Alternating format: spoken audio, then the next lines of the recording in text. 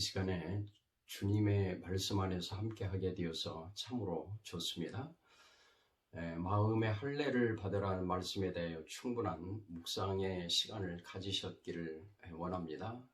많은 부분에서 동일한 언어로 반복되는 것을 느끼셨으리라 봅니다. 이는 믿음의 분기점에서 매우 중요한 부분이기 때문에 그 부분에 좀 더 집중하시기를 강권하여 놓치지 않기를 원하기 때문임을 이해 바랍니다. 마음의 할례는 매우 귀중한 열쇠를 받는 것과 같습니다. 이유가 있습니다. 우리가 신앙생활을 하면서 할례받지 않은 상태로 여정은 세상적일 수밖에 없고 자석이 쇳가루를 끌어당기듯이 마음이 죄의 요소들을 불러들일 수 있기 때문입니다. 그래서 갈등은 평생 지속될 수밖에 없게 되는 겁니다. 때때로 회개도 하고 작정하고 여러 모양으로 결단하며 나아가긴 하지만은 이는 근본적인 해결 방법이 아니어서 잠깐만 나아지는 것처럼 보이는 것에 불과합니다. 물론 여기에서는 육신의 할례를 이야기하는 것이 아니고 마음의 할례에 대해서 반복하고 있음을 인지하시기 바랍니다. 우리는 말씀대로 살고자 노력하면 할수록 힘겨운 싸움 속에 빠져드는 과정에서 자신의 마음을 들여다보게 됩니다. 거짓되고 심히 부패된 상태를 발견할 때에 할례의 필요성을 절대적으로 수용을 하게 됩니다. 이는 나 자신에 의해서 이루어지는 것이 아니라 말씀에 의해서 이루어지는 과정이라는 것을 복습해 봅니다. 주의 말씀은 깨달아 알게 될 때에 그 부분이 성취되어 가는 것입니다. 할례 받은 마음의 상태는 빈 마음입니다. 내 마음의 중심이 나로 가득 차 있던 것들이 할례를 받게 된 것입니다. 말씀으로 말씀과 함께 주었던 자신이기에 변화의 소망을 충만하게 담을 수가 있게 되었습니다. 죽지 아니하면 아무리 세월이 흐르고 노력하여도 내내 그 상태일 수밖에 없습니다. 요한복음 12장 24절 말씀을 깊이 묵상해 보아야 합니다.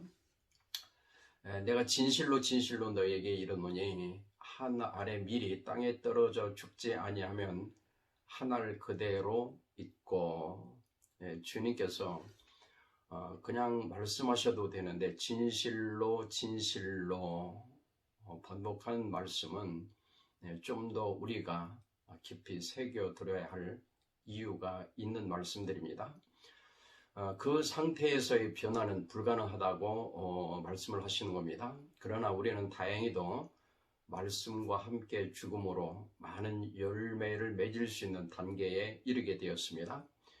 빈 마음의 중심으로 이제는 아들의 영이 오셔서 내 마음의 주인이 되신 겁니다. 지난날에는 그 중심에 내가 있었기 때문에 모든 것은 내 중심적인 삶으로 이어질 수밖에 없었습니다. 주님의 이름으로 하지만은 실제적으로는 내 자신을 채워가는 일을 해왔던 것이었습니다.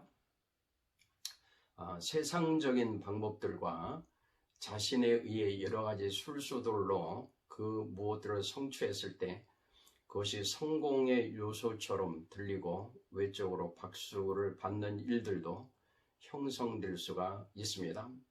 그것이 하나님의 영광을 나타내고 있다고 말을 하기도 합니다. 하나님은 그 상태의 그 모습을 활용을 하시지만 궁극적인 뜻과는 실제적으로 거리가 있고 은근히 위장된 교만으로 자리 잡아가는 위험성이 있다는 것을 깨우쳐야 합니다. 광야에서 이룬 의미 없는 일인 것들입니다. 주의 이름으로 자신의 욕심을 이루어가는 것과 하나님의 일을 혼동하는 것에서 벗어나야 하는데 그 시절에는 보이지를 않습니다. 이제는 아들의 신분으로 태어났지만 종노릇하던, 다시 말하면 육신에 속했던 지난 날들을 뒤로하고 아들의 역할을 하게 되는 진정한 단계에 이른 것입니다. 갈라디아서 4장 7절에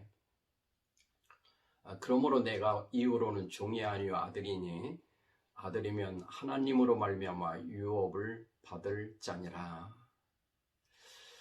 그 이전의 믿음은 하나님 나라를 유업으로 받지 못하는 광야 믿음의 상태로 어린 시절이고 마음의 할례를 받기 전입니다. 이때를 이렇게 표현합니다. 사도행전 7장 51절에 보면은 평생을 신앙생활한 것을 결산하는 겁니다. 목이 곧고 마음과 귀에 할례를 받지 못한 사람들아. 열심히는 했지만 결론이 그렇습니다. 즉 귀에 할례를 받지 않았으니 말씀이 들리지를 않습니다. 그러니 교만하여 목이 곧습니다. 마음의 할례를 받지 않았으니 자기 중심적인 내가 살았던 이의 믿음 생활을 합니다. 그 상태로 지속되면 평생을 그렇게 지낼 수도 있는 겁니다. 이를 벗어난다는 것은 믿음에서 믿음으로 올라선 것입니다. 그러면 이제는 주님 내 안에의 의미에 좀 더 접근해 보도록 하겠습니다. 이전이 내 마음은 할례 받았고 그 중심에 아들의 영이 오셨다고 했습니다. 영의 의미를 그 무엇을 감정적으로 붙잡으려는 생각으로 다가서면 사탄이 먼저 나타나서 혼란케 하여 고달프게 할 수도 있습니다. 요한복음 6장 63절 하반절을 보시겠습니다. 내가 너희에게 이른 말은 영이요 생명이니라. 주님의 말씀이 영이라 가르치십니다. 예레미야 31장 31절로부터는 새로운 언약에 대하여 말씀하시는데 33절에 임하심의 모습을 깨닫게 하여 주고 계십니다. 그러나 그날 후에 내가 이스라엘 집과 맺을 언약은 이러하니 곧 내가 나의 법을 그들의 속에 두며 그들의 마음에 기록하여 나는 그들의 하나님이 되고 그들은 내 백성이 될 것이라. 여호와의 말씀이니라. 이 말씀을 킹제임스 버전에서는 내 법을 그들의 속 중심부에 두고로 풀어주고 있습니다. 지금은 마음의 중심에 대해서 여러 차례 우리가 복습을 하고 있습니다. 즉 주의 새 언약의 말씀을 내 마음의 중심부에 두신다는 말씀입니다. 즉 말씀의 사람이 이제 된 겁니다. 그 말씀이 주장하시는 사람이 되었다는 말입니다. 그러므로 이런 사람은 주의 말씀을 지켜 행할 수 있는 자가 되는 겁니다.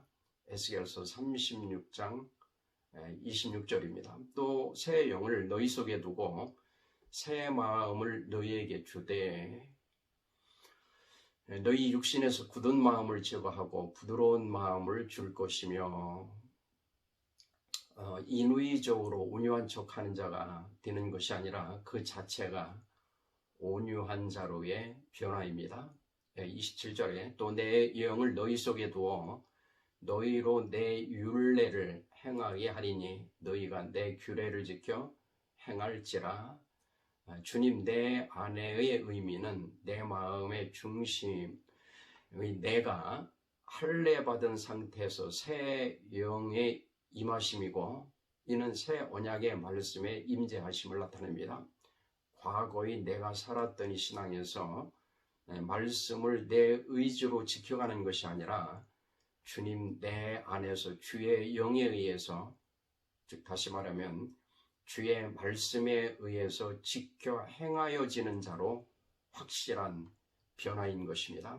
히브리서에서 덧붙여 설명을 해주십니다. 히브리서 10장 15, 16절 쪽으로 보면 또한 성령이 우리에게 증언하시되 주께서 이르시되 그날 후로는 그들과 맺을 언약이 이것이라 하시고 내 법을 그들의 마음에 두고 그들의 생각에 기록하리라 하신 후에 이어서 말씀하시기를 또 17절에 또 그들의 죄와 그들의 불법을 내가 다시 기억하지 아니하리라.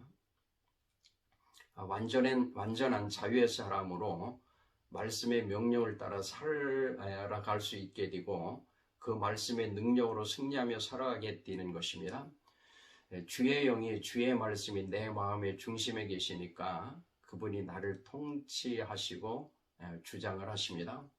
이미 거짓되고 부패된 마음에서 할례를 받았으니 죄에서 완전한 자유함을 얻게 되었습니다. 그리고 말씀의 지식에 대하여 이러한 축복을 주셨습니다. 예레미야 31장 34절에 그들이 다시는 각기 이웃과 형제를 가르쳐 이르기를 너는 여호와를 알라 하지 아니하리니 이는 작은 자로부터 큰 자까지 다 나를 알기 때문이라. 히브리서 8장 11절에서 이 말씀을 인용하고 있습니다. 또 각각 자기 나라 사람과 각각 자기 형제를 가르쳐 이르기를 주를 알라 하지 아니할 것은 그들이 작은 자로부터 큰 자까지 다 나를 알미라. 이들은 모두가 12절에 보면 내가 그들의 불의를 긍휼히 여기고 그들의 죄를 다시 기억하지 아니하리라 하는 축복을 받은 자들입니다. 이 축복의 주인공들이 우리 모두가 되시기를 소원합니다. 고맙습니다.